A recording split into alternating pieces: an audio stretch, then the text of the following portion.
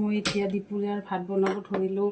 কুকাৰত ভাত পাতি দিলোঁ, এনেকৈ ভাত পাতি দিলোঁ আৰু পিঁয়াজ এটা চেলাই ল'লোঁ, বেঙেনা, আলু আৰু কঁঠাল গুটি আৰু বুট, এই লেচেৰা এটা মই চব্জি বনাম। এতিয়া মই দিলোঁ পিঁয়াজ আৰু তেজপাত আৰু এইখিনি এনেকুৱাকৈ দিলোঁ।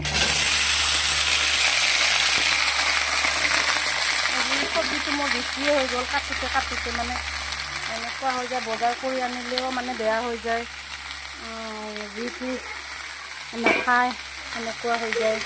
এইটো বনালে সেইটো থাকি যায় আৰু নানিলেও মানে এনেকৈ দিগদাৰ হয় অকলে মানুহৰ কাৰণে। বহুতখিনি বেছিয়ে হৈ গ'ল, কোনোবা খাই যদি দিম আৰু হ'ব দিয়ক। আৰু যা দিলোঁ আদা নহৰু আৰু অলপমান জাতি জালুক দিছোঁ। জাতি জালুকটো মই দিঙে বাৰু, ল'ৰাটো মানে কাহ হৈ থাকে যে সেইকাৰণে দিছোঁ। আৰু অলপ জিৰা গুড়ি দিলোঁ আৰু অলপ ধনিয়া গুড়ি দিলোঁ আৰু তেল মাৰোঁতে পিঁয়াজ আৰু তেজপাত দিছিলোঁ চব্জিটোত।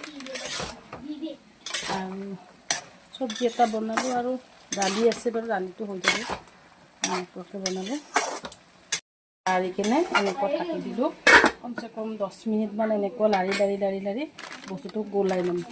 গাইছ, মই আৰু এইটো বনাই এনেকৈ বহাই থৈ আৰু এটা বনাব ধৰিলোঁ, মাছ আৰু বিলাহী।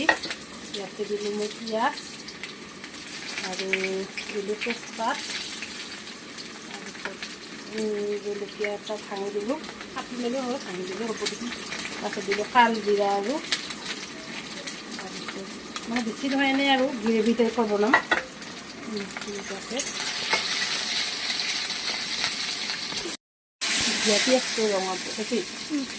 পিঁয়াজটো ৰঙা পৰিল, এতিয়া মই বিলাহীখিনি দি দিলোঁ, এনেকুৱাকৈ দি দিলোঁ আৰু অলপ জিৰা গুড়া দিলোঁ আৰু সোৱাদ অনুসাৰে নিমখ অলপমান দিম। ভালদৰে ভাজি একদম সিজাই গলাই ল'ম। তাৰপিছত মাছকেইটা দিম, ঢালি দিলোঁ। এতিয়া এনেকৈ লাৰি দিলোঁ, এনেকুৱাকৈ ঢালি কিনে মানে একবাৰ ঢাকি দিম। ঢাকি দিয়াৰ পিছত আৰু নমাই দিম, পানী অলপমান দি পেলাই।